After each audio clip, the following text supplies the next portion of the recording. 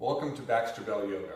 I'm Baxter Bell, and I'm here at the Oakland Yoga Studio, and today I'm going to share with you the mini vinyasa that's very well known, maybe the most well known of all linked movement practices, and that is cat-cow. I'm surprised that we haven't even done this already, but here it is today. So a couple things with cat-cow. The hands and wrists are in extension, so you want to make sure that the hands are okay with that. You can always come onto fists or on fingertips, and I'll show that very quickly as we get started. Otherwise, this is usually a pretty straightforward little sequence that most people can do with maybe just one extra prop, and that is a blanket to pad your knees, which can be fairly sensitive. So without further ado, I'm going to come to hands and knees position. Ideally, you set the hips directly over the knees and the shoulders directly over the wrists. The hands are shoulder distance apart and the knees are hip distance apart. Starting with a natural curve in the lower back, on an in-breath, you'll come into a little back bend, arching the spine gently, lifting the sitting bones and looking forward. And as you exhale, you'll draw the belly in toward the spine, round the back towards the sky, and look back at your knees.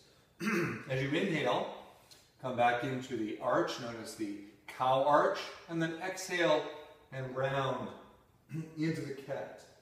Inhaling to the cow, and exhaling to the cat. And do that 3 more times at a pace that feels good for you.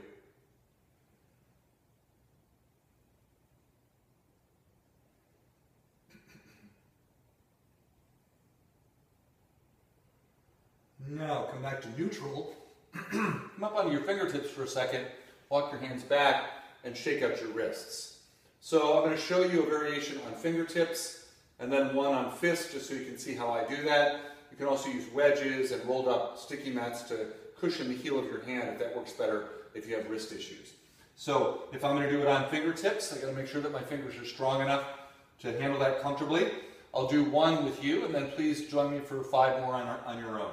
So inhaling, again, we're going to come into the back bend shape. Keep the chest lifted as you do that. Exhale, rounding the back as evenly as you can to look back at the knees. Inhale, arching, and exhale, rounding. So let's do that for 4 more rounds of breath.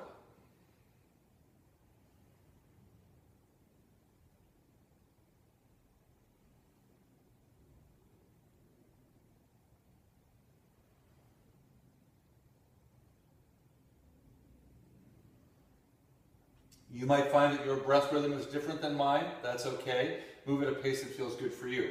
Shake out your fingers. They're going to have to work pretty hard there to keep the weight off your fist or your palms. Now, I'm going to make fists, and I turn so my thumbs would point straight forward if they were sticking out, but I'm going to tuck them back.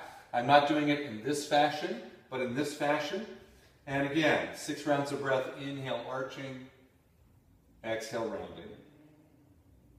Inhale, coming into the cow arch. Exhale, into the cat. Last 4 on your own.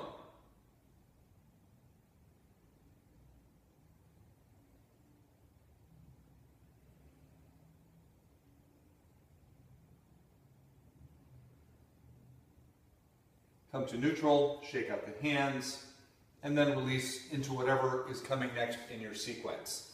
So today's dynamic mini vinyasa practice is cat-cow.